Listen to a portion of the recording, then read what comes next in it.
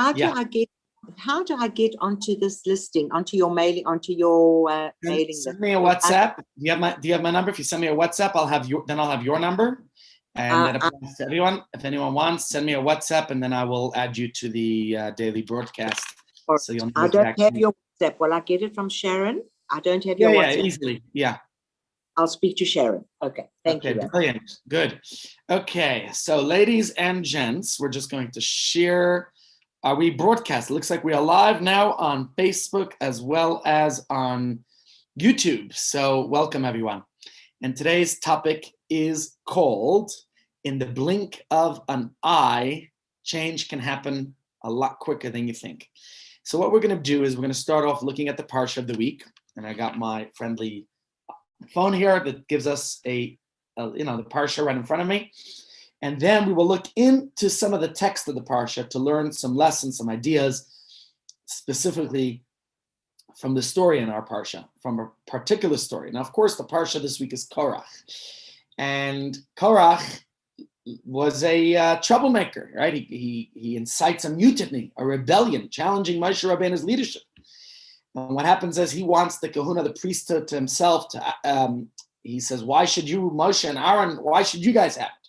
Right? And he has a whole group. He's accompanied by the two famous rebel rousers, Dasan and Aviram, and joining them are another 250 distinguished members of the community.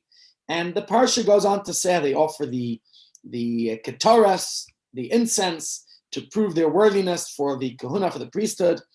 And what happens is the earth opens up and swallows these troublemakers, which is interesting. If you saw the news yesterday in Israel, there was a sinkhole.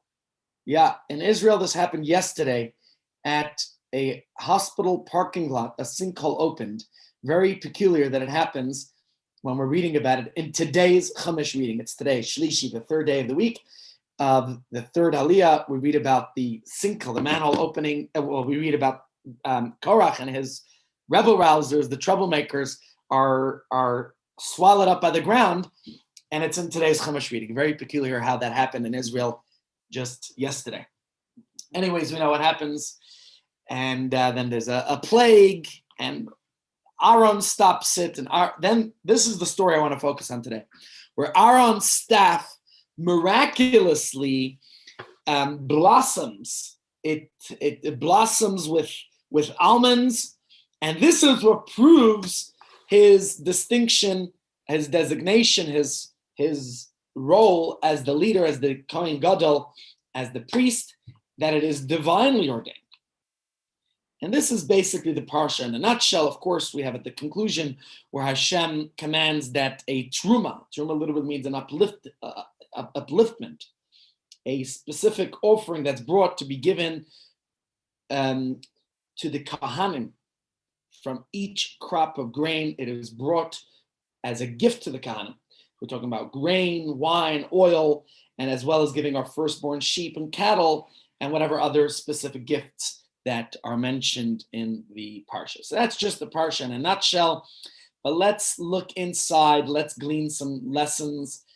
The portion is called Korach.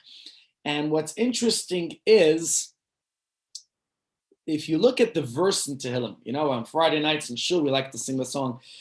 It comes from Tehillim. Tzadik katamar yifrach. I want you to make it an interesting observation. Right here, I got a sitter in front of me, and I want you to see these words. Tzadik katamar yifrach. That the righteous should flourish like a tamar. What's a katamar? Like a palm tree, right? If you could see it right here. Tzadika Tamar Yifrach. We say this in Friday night davening as well as in it's part of Tehillim, Psalm 92. Ki'erez balavanan yiske, right? You know the song? Ki'erez balavanan yiske. So literally the verse is saying that the tzaddik, a righteous person, a man or woman who's righteous, Katamar Yifrach, will flourish like a palm tree, Ke'erez balavanon yiske, like a cedar tree, they will grow. But I want you to focus on these words. Tzaddik Katamar Yifrach. If you could see it right here, I didn't put it into the text. This is just something that comes to my mind. The word tzaddik, what's the last letter? The last letter of tzaddik is kuf. Katamar, what's the last letter of the word tamar? Katamar is a resh. Yifrach, what's the last letter of the word yifrach? It's a ches. Put those three letters together, kuf, resh, ches, Korach, the name of this week's portion, that individual who is creating the rebellion against Moshe Rabbeinu. What's interesting is the difference between these two. On the one hand, we're saying the righteous should flourish like a tamar tree, like a palm tree. Like right here in Johannesburg, we've got lots of palm trees. For our participants in Israel, also palm trees. Depending where in the world you are. Where I grew up in Brooklyn, you never saw a palm tree. There's no palm trees in Brooklyn. But certainly in Jerusalem, certainly in Joburg, here we have palm trees. And the palm tree at my house, many palm trees, grow fruit. Right? You have the date palm trees, they bear fruit. Only after you bear fruit, only after you're able to bring, to give, to care for others, then ki erez balavanon, then you could grow tall like the cedar tree. It's a matter of care for others. The problem with Korach was that Korach was very distant from that idea of tzaddik katamar yifrach, of growing, of blossoming, of flourishing like the palm tree. Korach wanted to be tall and big and leadership for himself. That we have to know before we even begin. The first message and lesson is about not being narcissistic, self-centered, caring just for myself, but to be there for others. We bring children into the world. That's selfless. And our children have to know the lessons, the importance of caring and being there for others. So as we are going to launch into the Parsha this week, and we're going to read about this rebellion in the desert. This episode occurred shortly after the story of the spies that we read in last week's Parsha. It's actually about a year and a half into their 40-year journey in the desert. And here comes Korach. Who was Korach? Korach actually was a cousin of Moshe Rabbeinu. He also came from the tribe of Levi, just like Moshe Rabbeinu did. But all of a sudden, he starts feeling that, why should Moshe and Aaron have this position of leadership? And so he begins to instigate a fight. He fomented this revolt against Moshe and Aaron. And he gets all of his followers, these 250 men, who join him, distinguished people. They were from the tribe of Reuven. This, our sages tell us that in general, one should be careful, which means you got to be careful with your neighbors, who your neighbors are in life, what your influences are. And this certainly we see in the story here, the neighbor to Korach and his family was the tribe of Reuven. And they were the ones who joined with this mutiny and this rebellion against Moshe Rabbeinu, which was, of course, this is a lesson the Talmud tells us that one should be careful with who their neighbors are, with who you're joining with, right?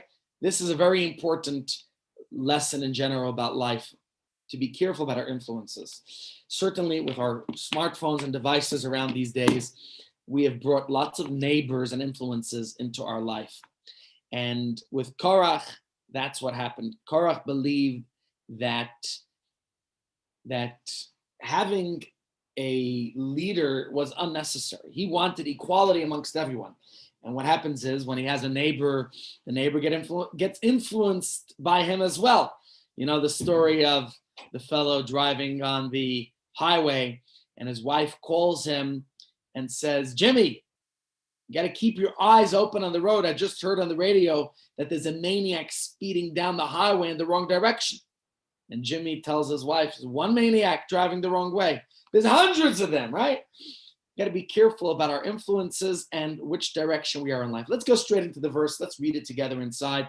We're going to start with the very beginning of this week's Parsha. Let's look at the verse. Let's dissect it. Let's read it. Let's learn it. And if anyone has questions along the way, please feel free to join along and join along in the discussion. Ask whatever questions you have. Here we go. Vayikach Korach ben Yitzhar ben Kahas ben Levi. Korach, the son of Yitzhar, the son of Kahas, the son of Levi. Vayikach, he took himself, as the sages said, he took himself to a different side. V'dasan v'aviram b'nei Eliyav v'oim ben Peles b'nei Reuven. And here we could see the other rebel rousers, Dasan, Aviram, as well as the sons of Eliyav, who were the sons of Eliyav, and the son. And here you have the people from the tribe of Reuven who join along in this rebellion, making trouble. Let's continue the verses. They confronted Moshe. With them were 250 men. We're talking about what's men. When we describe men, we're talking about distinguished individuals. Nesiei Eda, who were they? They were chieftains of the congregation. They were leaders. They were important, distinguished individuals. Kriye Moyed Anshe Shem, as the verse says, they were representatives of the assembly, men of repute. But here comes the jealousy. Here comes the envy. They assembled against Moshe. Oops, there we go. They assembled against Moshe and Aharon. Vayomer Aleim Rav Lachem. They said Rav Lachem. Now, just note the word Rav Lachem can mean, we won't go into that now, but Rav, it's too much for yourselves. Ki kol ha'eda kulam kedoshim v'sechem Hashem. What's going on here? We're all holy. God is in all of our midst, right? We're all part of the community. Just a second, ladies and gents.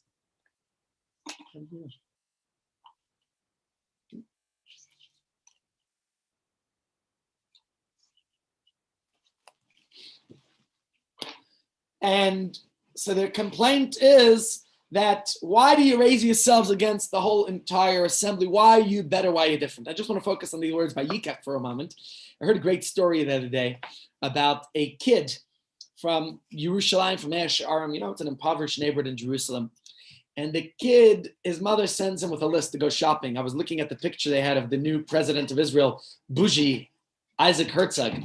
He was going shopping. You see him looking at a shopping list on Friday afternoon in Israel. It's a beautiful sight to be seen. And there he is, that he is doing his shopping. And the story somebody shared with me. This kid is in the shop. He's looking at his list that his mother sent him. And he sees these delicious cherries. You know, cherries are expensive. It's not something his family could afford. He's looking, he's staring at the cherries. So the guy from the shop says to him, you know, what's the matter? Take some. He says, nah, here's a bag in a sakit. Kach, you know, take 2 handfuls. The kid looks up the guy, says, lo, don't need. Don't want. The man says, come on, take back forth. Finally, the shopkeeper comes. And with his big hands, he takes 2 big handfuls of cherries, puts them in the bag, goes, lech habayta, go home. Here's your cherries, take it. The kid rushes home. His mother looks and sees all these cherries in the shopping mall. Where did you get these from? He says to his mother's story. You know, I was looking at the cherries. The shopkeeper says to me, take. I said, I don't want. And back and forth and forth and back until finally the guy takes 2 handfuls of cherries and puts them into the bag. So his mother says, come on, you didn't want the cherries. He says, no, my hands are very small. I was waiting for him to give them to me. He has big hands. You see, in life in general, we try to take things for ourselves that are not ours or we don't deserve. It comes what we want, and you never know where it goes, as we see the story of Korach. But when we are deserving of something, and it comes from the Almighty, and we ask God for it, and we truly, really deserve it, then Hashem gives it to us with God's broad and mighty hands. And that's the blessings we need in our life, that God should give us our blessings. So again, I digress here and there with my little thoughts that come to my mind, but the point we're making of this verse that we just read is that here you have Korach and his rebel rousers who challenge Moshe's leadership role. But the thing is, our sages tell us that wasn't the only objective of Korach. You see, he accuses Moshe of, what is that called? Nepotism, right? Where why are you taking the positions of leadership for yourself and for your brother? Now, mind you, if Moshe was to be accused of nepotism, then his sons would be in that position, right? But that wasn't the case. They were appointed by God. But Korach's argument, quite hypocritically, I should say, was that the honor should be given to him. Think about that. Why do you deserve it? I deserve it. So that personal affront to Moshe and Aaron was this, if you think of what's going on there, this is a constitutional crisis for them. So Moshe's trying to negotiate with him. He's trying to work things out, trying peacefully to come up with a plan. And throughout history, you should know, for us Jews, more trouble than anti-Semites and outside troublemakers was our internal troublemakers, those self-hating Jews. You look these very days as well. I think we have the biggest trouble from those people who are, who are self-righteous Jews. I hate to name names, but when I see a Ronnie Casseroles publishing an article in the Sunday Times with such defamatory words against our chief rabbi, it's sad to me to see Jews in such a state. Or Zapiro doing nothing but trying to lambast Israel. That to me is sad when I see these types of situations. As last week I heard the words from Elisha Wiesel, the son of the famous Holocaust survivor Elie Wiesel, who came out with a scathing speech against these types of self-hating, not even just the self-hating Jews. You think within the community, you think of last week's Parsha, we had the 12 spies, right? And 2 of them stood out, Joshua and Caleb. There's a lot of people named Joshua. It makes sense why Yeshua was Moshe Rabbeinu's apprentice. He was a student. He was a successor. But Caleb, we don't know too many people named Caleb, very possibly because the word Caleb means Caleb. Caleb is a dog, right? And some say he got that name because he was vivacious, he was strong, he was outspoken. And that's what we need today. We need the Calebs in the Jewish community to stand up. You saw all these celebrities coming out against Israel. What about Jewish celebrities standing up for Israel? What about Jewish people standing up for ourselves? Jews stand up for every cause, whatever it might be. In Darfur and Black Lives Matter, taking care of other communities, everything we're there. Thank God that we stand up for causes in the world. What about standing up for ourselves? That's what Caleb did. Caleb was that outspoken voice, and that's what we need a lot more of today. We need a lot more of those outspoken voices. But sadly, troublemakers within our community, rebel rousers, it's not a new story. We see it in our Parsha with Caleb, with his rebel rousers, with his troublemakers. Unfortunately, it's an old story. And Moshe suggested that Korach and his men, as well as Aaron, they should each bring their fire pan that would be filled with incense, and they should offer it in the Mishkan and the tabernacle. And God would choose the worthy party, and God would decide who is right, who is wrong. That's what they should do. And that's exactly the test that proved Aaron as God's chosen one for this position of kahuna, of the big kahuna, to be the high priest. And Moshe as the leader of the Jewish people. Let's look at it in the verse itself inside. Here we go, verse 16. It's in this week's chapter. Let's go. Vayomer Moshe el Korach. Moshe said to Korach, what does he say? You and your entire congregation should be before God. They and you and they and Aaron tomorrow. Let's see. Let's have this contest. Let each man take their censer, right? Their pan. And what should we do? Nasaptam aleim ketoras, and you'll place incense upon it. V'kraftam lifnei Hashem, and you will bring this before God. Ish machtosa chamishim amasai machtos. There will be 250 censers, right? Because your whole crew of rebel rousers. V'ata v'Aaron ish machtosa, and then let you and Aaron, since that's the position you're desiring. By the way, in a positive light, as we always try to find the positive in all these stories, just to think about, as much as he was a troublemaker and a rebel rouser, what was he vying for? What was his jealousy? He wanted priesthood. At least it's something positive we can look at. I think it's the words of the Kutzker. Look at the positive side of this. What was he looking for? What was he envious of? He wanted the priesthood. And I think in a sense, although he went about it the wrong way, but you could see at least he was looking for a spiritual position. We should all aspire to looking for think of what the idea of the Kohen Gadol was. The Kohen Gadol brought light into the world. We should all want to bring more light into the world. The Kohen Gadol ministered in serving God. That's something we should all want to do. So let's just see the conclusion of the story. The Eish Yatza Mipi Hashem, a fire came forth from God. V'toichal Esach Hamishim Asayim Ish Makriv Aktoras. And what happened was the fire consumed all these troublemakers, the 250 men who offered up the incense. Now, this is a well-known story. What happened like yesterday in Jerusalem, where the ground opened up. That's what happened in the desert. The ground opened up, a big sinkhole. Is that what they call it? Something like that. And everyone was swallowed up. I don't think there were any injuries in Jerusalem yesterday, but I wonder, seeing all these stories, there must be some messages and lessons to us with what's going on in the world.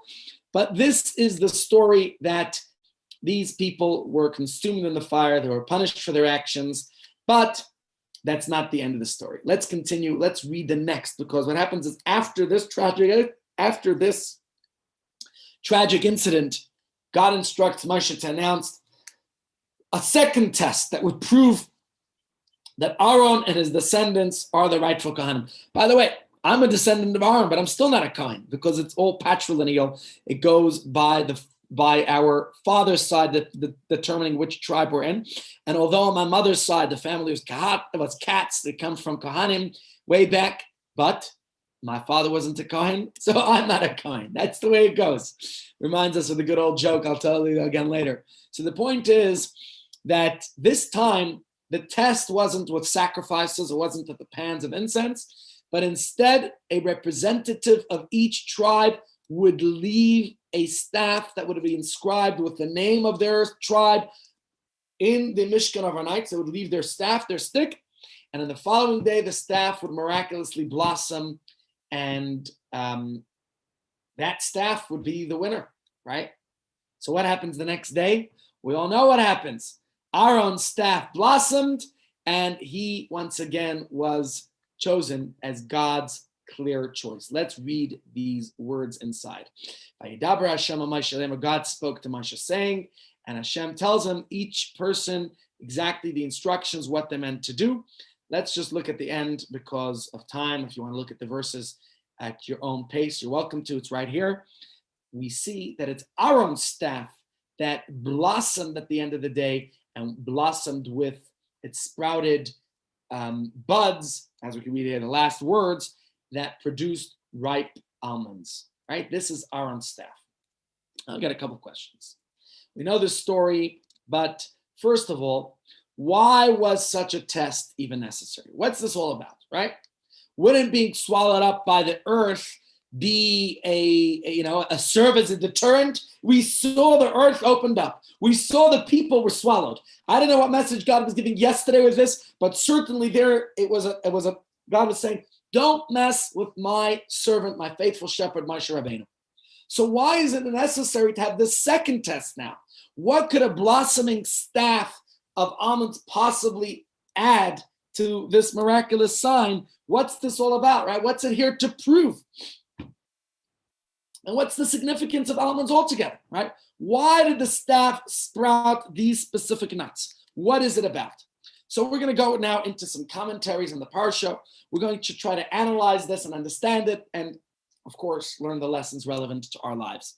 So I'm going to start off with one commentary, the Chizkuni. The Chizkuni is a 13th century French rabbi, and he was a very famous commentator. And he explains that the first test, the one of the incense that we discussed, that we read the verses about before, right here, this story.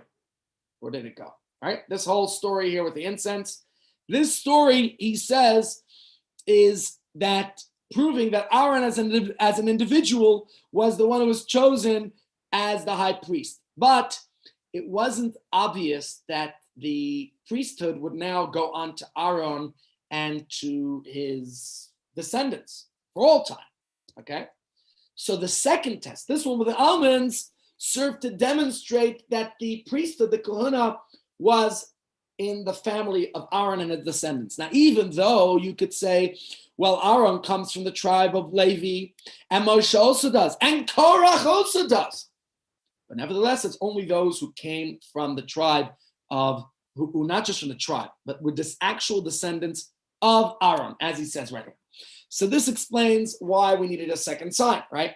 It wasn't meant to add to the events of the previous day, but it was addressing a completely different issue altogether. Now, what about the issue? Why specifically almonds, right? So let's look at Rashi. Rashi in our parsha right here, in verse 23 of chapter 17 says, "V'lama shkedim." Why did it bear particularly almonds?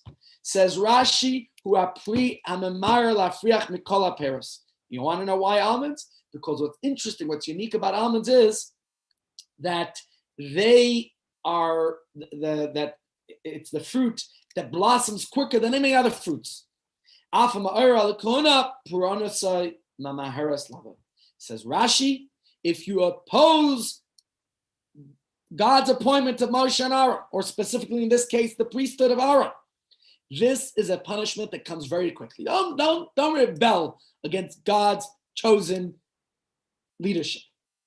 So this is the idea that you see that almonds grow very rapidly, they grow very quickly, and that is about why if anyone's going to rebel against God's chosen appointments, you're going to see swift punishment. So now, again, we understand, firstly, it's a little bit of a negative connotation. So we want to know, what is it about these almonds, right? There's got to be a positive meaning about these fast-growing fruits too. And we're going to have to try to understand it. So the positive message from the almonds we can understand with understanding the significance of the fundamental nature of what it means to be a Kohen. Right? What is it that sets this tribe of Levi, Moshe and Aaron's leadership? What makes them specifically unique? Why were they the ones who were chosen for this specific service in the tabernacle and the temple that we have to learn from the idea of the almonds? There must be some message in here. And so to understand the message, we are going to look into what it is about, what's unique about a Kohen. It reminds me of the story. A guy once came to shul, and we had functions that day. Anyways, I asked if there's any Kohanim to step outside because we had a bar mitzvah boy and we had a yard site. They needed the aliyahs. So the guy comes to me afterwards. He says, I wanted to know what it's like to be a Kohen. So I asked my rabbi if I could get an aliyah. And he says, no, not in my shul. So he sent me to your shul. He said, hey, Rabbi Kievman, I'll give you an aliyah for a Kohen. And now you send me out. I said, yeah, that's possibly what it's like to be a Kohen. Sometimes the Kohen doesn't get the honor. Whatever the case, just a little, in the times of the temple, when Jews lived together in their own communities, there was a special practice back then to blow trumpets 6 times on a Friday afternoon to tell us Shabbos is coming. If you've ever been to any frum community in the world, we don't necessarily have this in Johannesburg, but if you've been to Jerusalem or Crown Heights, where I come from, or many other neighborhoods. In New York, you have it, and in many from neighborhoods in the world, at least where Jewish communities have that type of influence, it's still done to this very day, that there is like in the times of the temple, it was trumpets. But today, there's like an alarm that it reminds the community of Shabbos. In Jerusalem, they play music for 40 minutes before Shabbos on these loudspeakers. Maybe it's the counter action of the what do they call the Muslim call to prayer? So you have the Jewish call to prayer, right? But this is the thing here. We're going to look at something very interesting in the Gemara about this idea that the trumpets that reminded the people to come to get ready for Shabbos, to keep track of time, Shabbos is coming. The Talmud discusses this idea, who needed this trumpet reminder, right? So there's another aspect of this that the Talmud discusses. And I want to go into the law, and let's just look at it inside in a second. We're going to pick up the law of the Talmud here. The Talmud's discussing the idea, actually the permissibility of sounding the trumpets in advance of Yom Kippur. So the Gemara tells us, very interestingly, that if Yom Kippur comes right after Shabbos, which we don't have today. Today, Yom Kippur could come on Shabbos. It all depends on how the calendar is set up, right? The way the calendar was set today is that we don't have 2 days, you're not going to have Shabbos and then Yom Kippur the next day. But sounding the trumpets was relevant to the Kohanim, that they would need to know when Shabbos ended and when Yom Kippur started in order to properly demarcate the end of Shabbos, right? The end when the Shabbos offerings would be brought back in the times of the temple, and the beginning of the Yom Kippur service. The way the calendar was set up in today's day and age, it avoids that completely. So our calendar is not perfect today. It was a preset calendar that prevents certain days from colliding with each other just for practical purposes. But in the times of the temple, we know that our calendar was very simply based on sighting the moon, right? So the Gemara goes on to say, why was it necessary for any notification? You know, did the Kohanim need to be notified?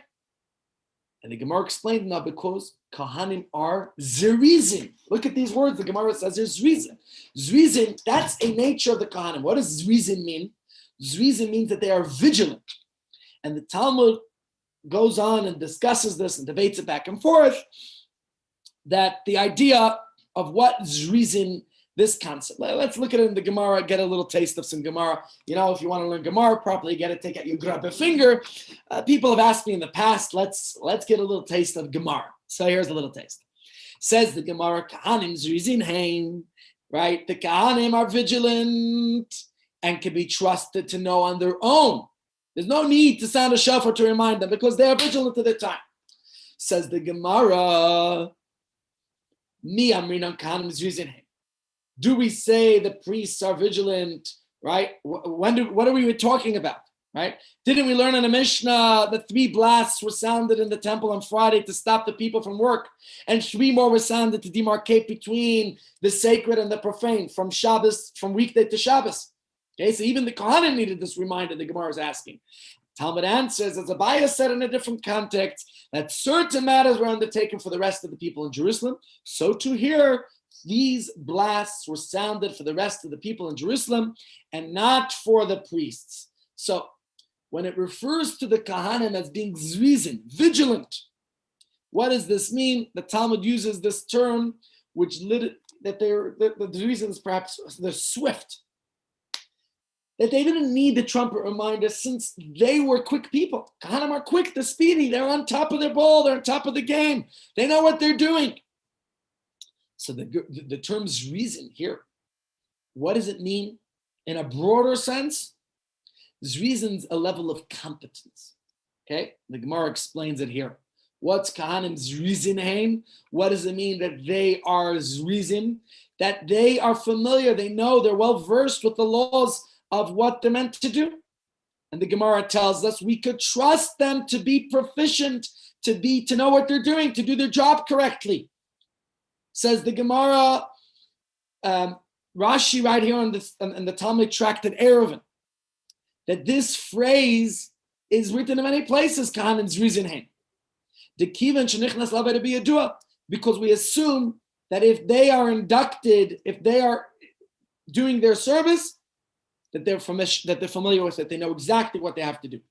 That they are skilled people and Zerizim, they move quickly, they act vigilantly. They know what they're doing at all times. Now let's think about this concept for a moment, okay? What are the contributing factors that cause us to assume Kohanim are Zerizim, are diligent, are swift, they're good at what they're doing, that they're skilled, that we could trust them, right? Is this an inborn gift, right? Is it some kind of, the DNA of a Kohen? It's passed down in their blood, and if you're a descendant of Aaron, you're Zerizim? Or do we say that it's something that they're educated with? Right? Is it nurture or nature? What is it? Now, if I'm a descendant of Kohanim, even though I'm not a Kohen, do I have it too? What is it? Or maybe it's part of the nature of the work that they do in the temple. Right? Maybe it's a work environment. You come into certain workplaces, this is just the work ethic. Things are done. Nice, quick, swift. If you don't know what you're doing, don't show up. If we look at if you analyze different commentaries from great rabbinic scholars and the Talmud itself, we see that actually it's a combination of these. For example, we find an interesting law regarding the time limits for eating the sacrifices back in the temple. In the temple, there were some types of sacrifices that were burned entirely on the altar, and there were others that were divided into parts, and some of those parts were offered to the Kohanim to consume, right? Parts of it were burned, parts of the Kohanim enjoyed.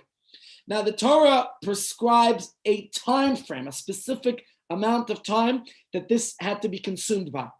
After that specific time, whatever is not eaten is forbidden for consumption, had to be burned. For many of the sacrifices, that time frame given was 24 hours. Maybe it was, it was a day and the following night, depending on the particular sacrifice. And the Torah tells us that the prescribed deadline for eating the sacrifices is at the crack of dawn, the end of the night. And the sages ruled that it had to be eaten before midnight as a safeguard against inadvertently, maybe by mistake, they're going to come to eat it after that time. So we know in general, Vasus Yag LaTorah, we're told in Pirkei Avot, we have to make offense to the Torah. So the sages said, even though they had to finish consuming it by the crack of dawn, nevertheless, we're going to say by midnight, so nobody comes to make a mistake and eats it later. Okay, they weren't boers. They didn't eat meat for breakfast. That's a more South African kind of thing. Jews, even though they could eat it all night, by midnight it had to be done. So the Maimonides tells us here as follows. According to the Torah law, any meat, all these sacrifices that may be eaten on the day of the sacrifice and the following night can be eaten until dawn. But to separate a person from sin, our sages said they can only eat it until midnight. Now, you might argue that, fine, ordinary people, maybe me, I need that safeguard, right? Because maybe I'll make a mistake. But do we really need this midnight safeguard, especially if we say these Kohanim are so diligent? Why do we need this? Why do we need these the fences? For a reason. So there's a very interesting answer here from the Ramah, and he explains as follows. He was a great rabbi in Italy, and he says like this. You know when we say the Kohanim are diligent? Only when it comes to the temple service. And he explains as follows.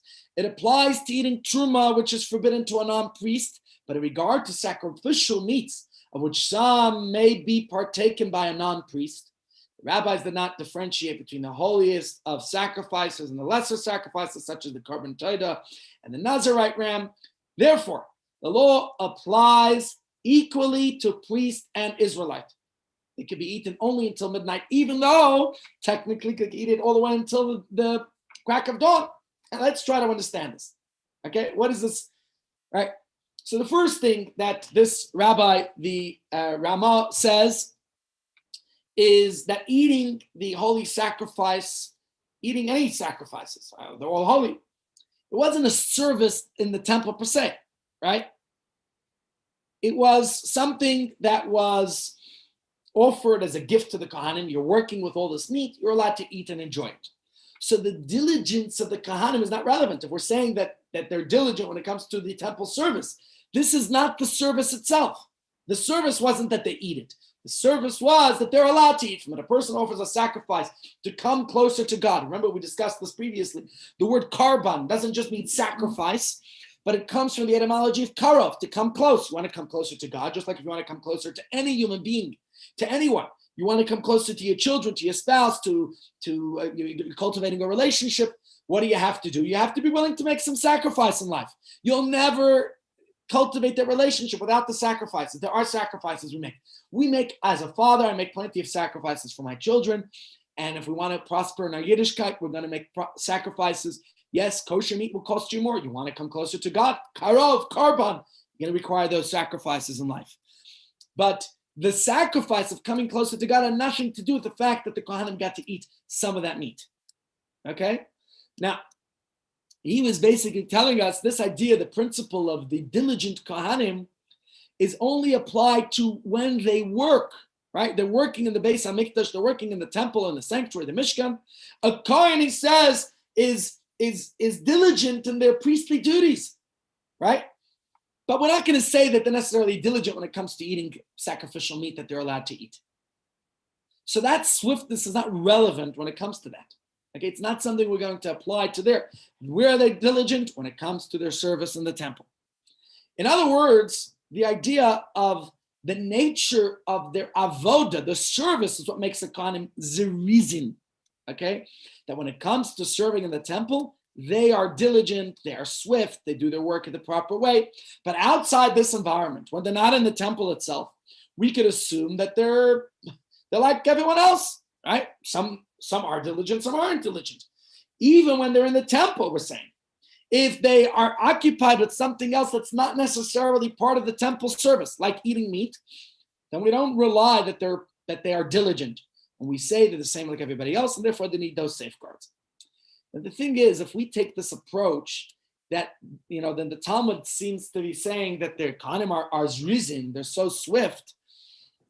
The Talmud seems to indicate they're swift in everything.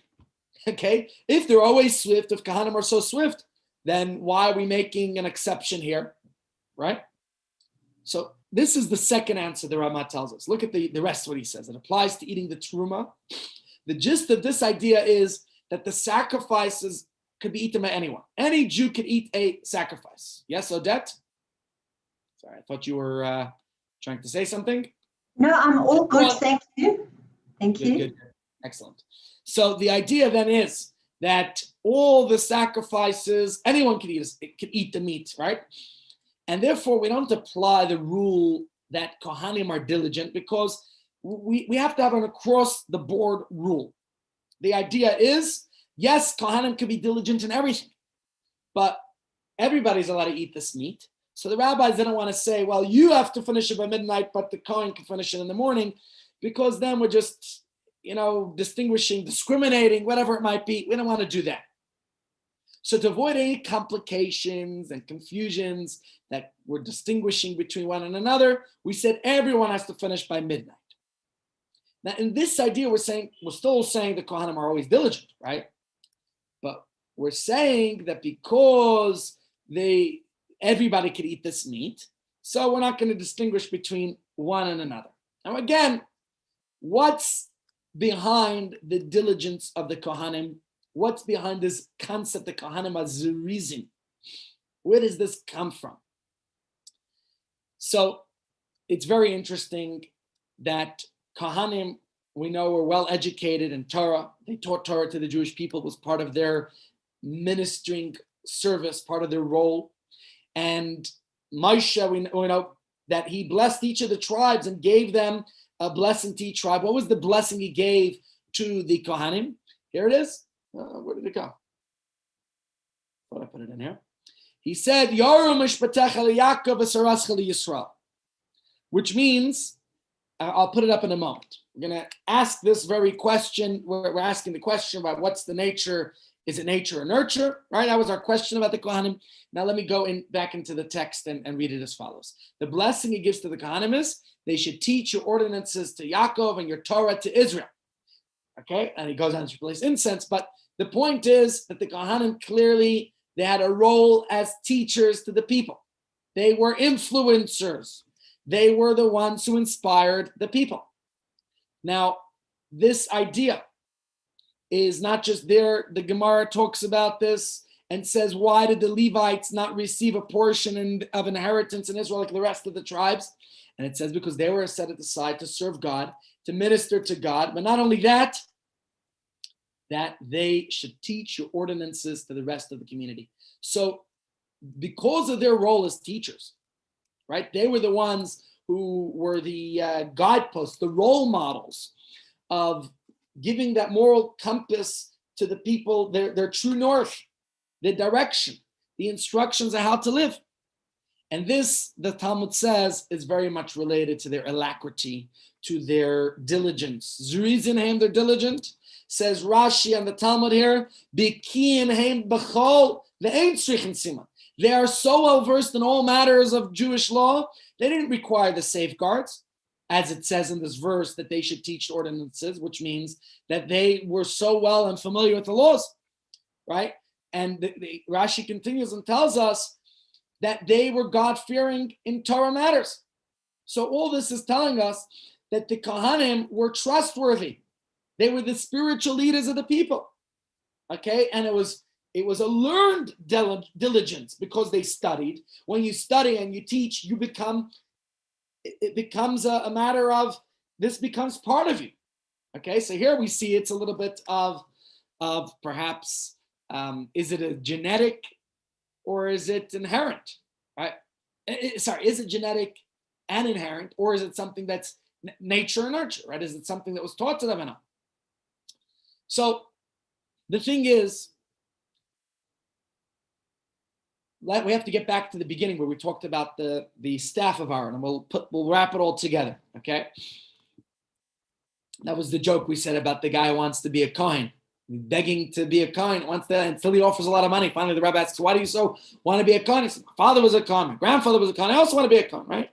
So what is it about the Kohen? Because we asked these questions in regard to the staff of Aaron. And now we're explaining that the Kohanim had a special role as teachers of the community. They were the role models. So, and we explained, where did this all come from? The connection of, remember, the staff of Aaron that sprouted, that blossomed those almonds. So what does that have to do? Remember, almonds ripen very quickly, very rapid. So this serves as a metaphor. We said earlier that it's a quick punishment for whoever rebels against God's choice. But I want to go a little bit deeper and more mystical or spiritual and apply a lesson to our own lives. So therefore, I'm going to go into a teaching of the Rebbe from 1963. And this is what he explains. He tells us, beautiful teaching this week, the next Saturday night, Sunday is going to be the Yortzeit, the 27th anniversary since the Rebbe's passing. I remember it like yesterday.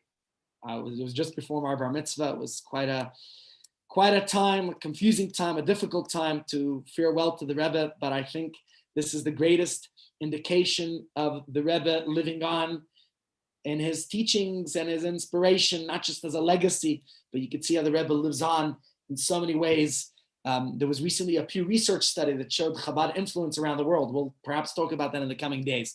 But I want to look at this lesson from the Rebbe's teaching because I think it's a profound lesson we could all learn from. And he says the Torah tells us the symbol of Aaron's priesthood centered on the almonds. One of the explanations given as to why God chose the symbol of the almonds is because they ripen. From the moment they blossom until they become fruit in a very brief period, the fruit are very quickly ready to eat. That's what's unique about almonds. And this underscores two ideas, he says. Firstly, the Alter Rebbe explains that priests are blessed in this regard.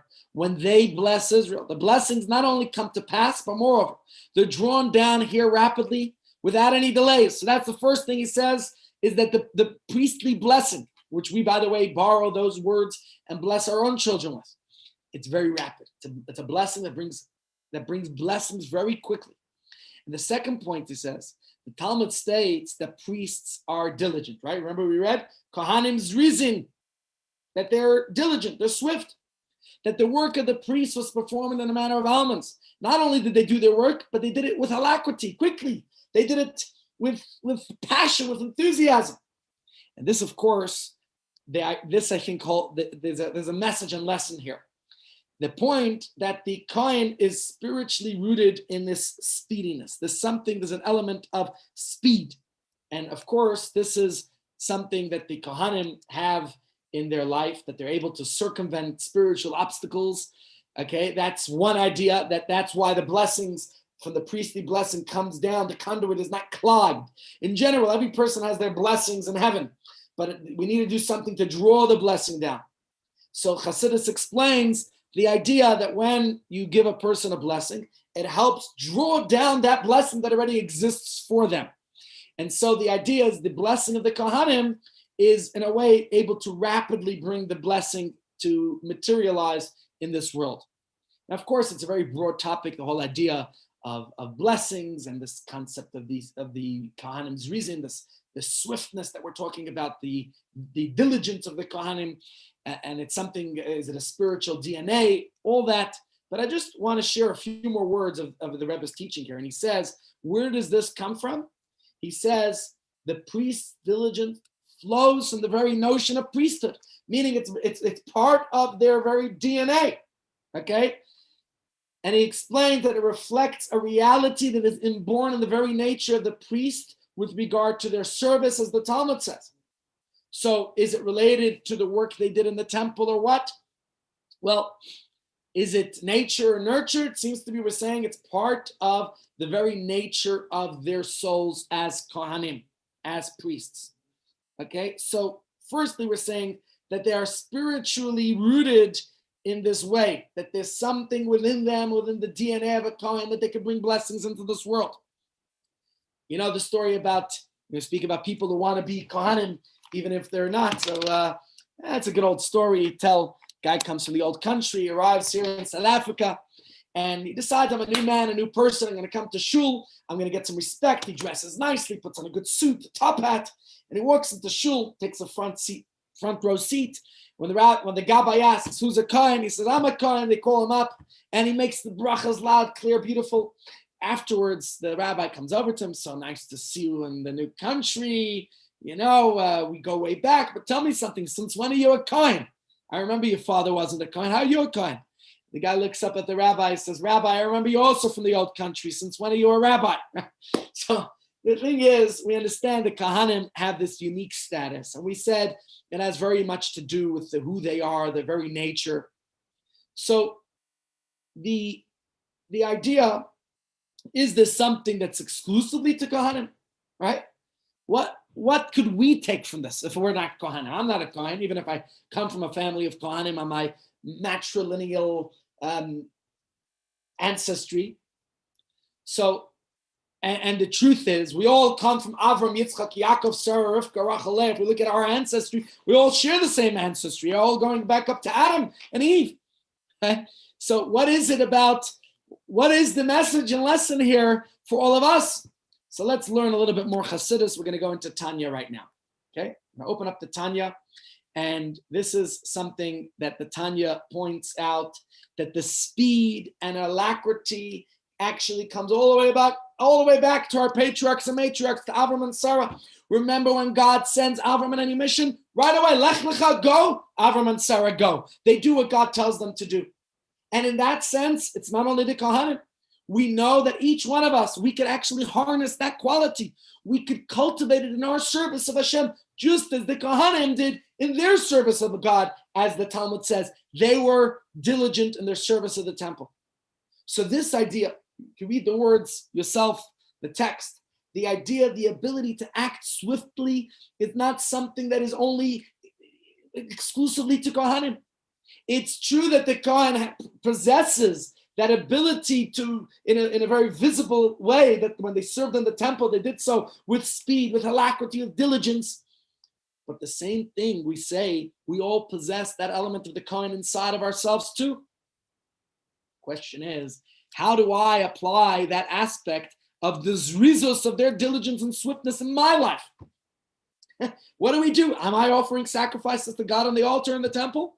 No, but as we said before, we all offer sacrifices to God every single day. And this is explained further in Tanya. When I sacrifice to come closer to God, I'm like the Kohen who is doing exactly that. Kohen offered the sacrifice on my behalf in the temple. I offer a sacrifice by me coming closer to God and sacrificing my time to pray to God and sacrificing my money to give charity and sacrificing for kosher, etc., etc. Right? The point is that we can internalize that element, that idea, that alacrity, that attitude of the Kohanim. So it's not the size of the dog in the fight, as they say. It's the size of the fight in the dog.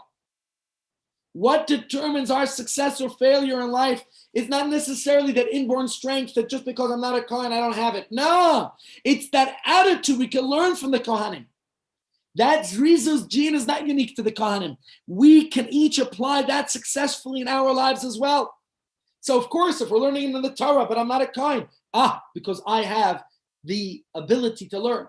So it's true that the Kohen, maybe in the nature of their work, or maybe in their DNA, you could say that they had to work this way, and that's why they were considered Zrizin. They were so swift and diligent, etc. But this is something we could all learn. And Maimonides talks about this, that it wasn't only exclusive to them. Rambam is saying, ideally we can all be like them. Let's read the words of Rambam here. He says, not only the tribe of Levi, but any one of the inhabitants of the world, anyone whose spirit generously motivates him, and he understands with his wisdom to set himself aside and stand before God to serve him and minister him, to know God. proceeding justly as God made him, removing from his neck the yoke of the many reckonings which people seek. He is sanctified as the Holy of Holies. We could all be like the Kohanim. That's what Rambam is saying. As King David declared, God is the lot of my portion, you are my cup, you support my lot. Okay? So reading these words of Rambam, quoting King David, we all have that ability, right? Now, it seems a little bit idealistic, right? Such aspirations are very noble and altruistic that it could all be like the Kohanim sacrificing to God. But is it something we could all do? And I think the answer is absolutely. It's part of the essence of our soul, just as the Kohanim are descendants of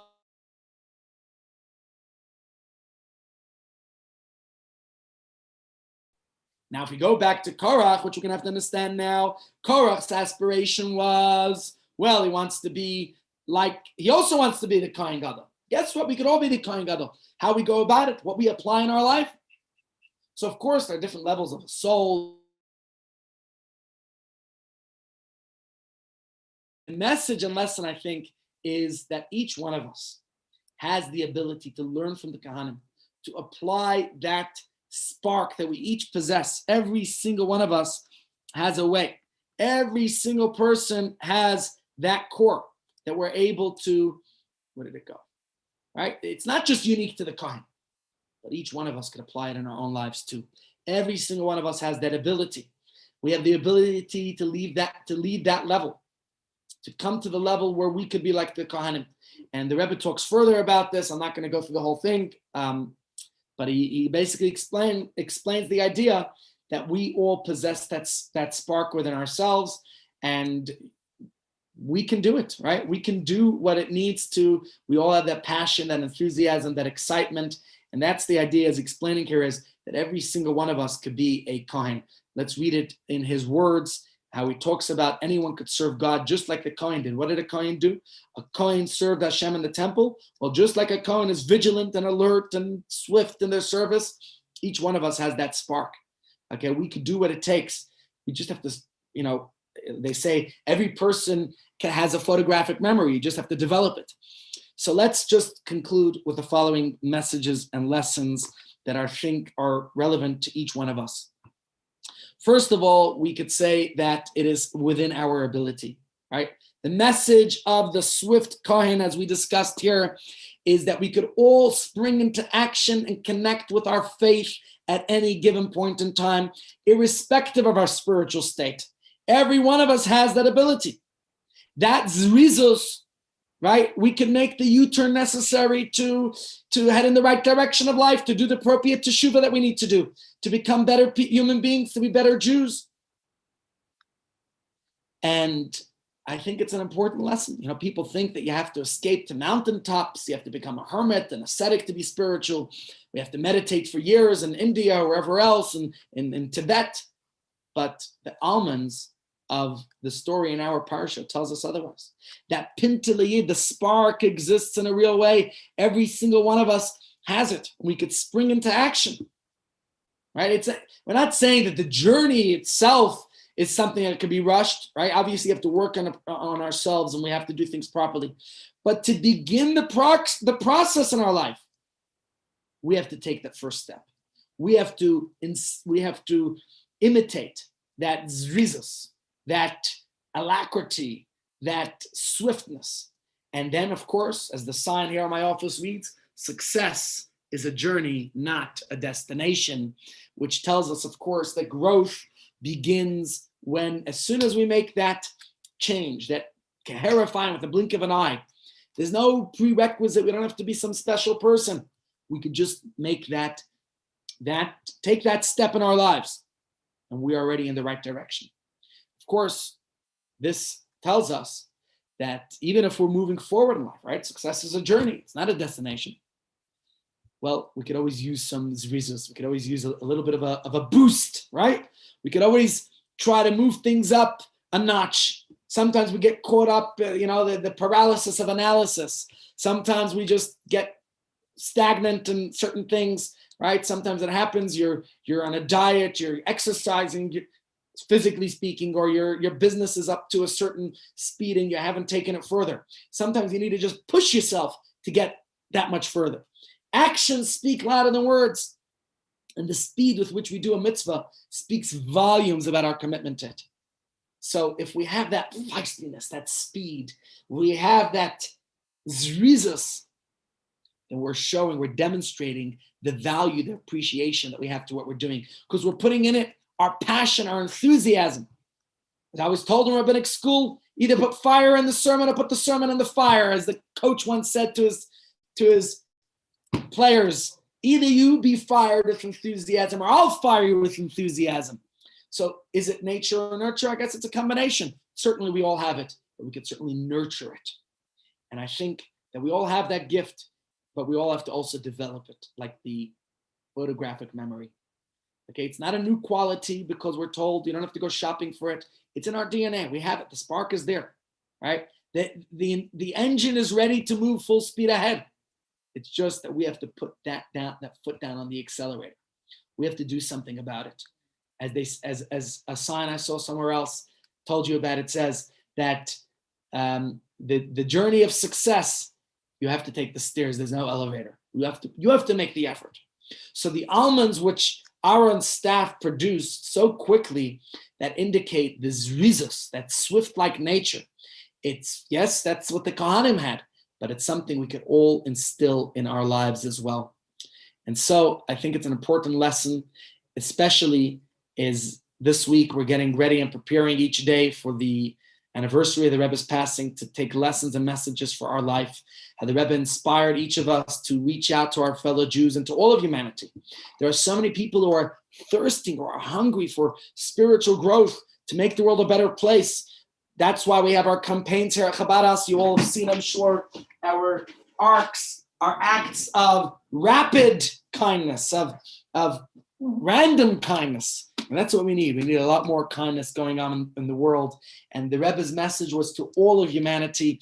And certainly we could all do so. Maybe we need to take this message that he taught us and to make sure that that spark that we have inside of ourselves remains alight, remains lit, and we keep the fire, the engine going. There's no time to waste. The world needs today, each one of us, every single moment, to do what we can to make a difference.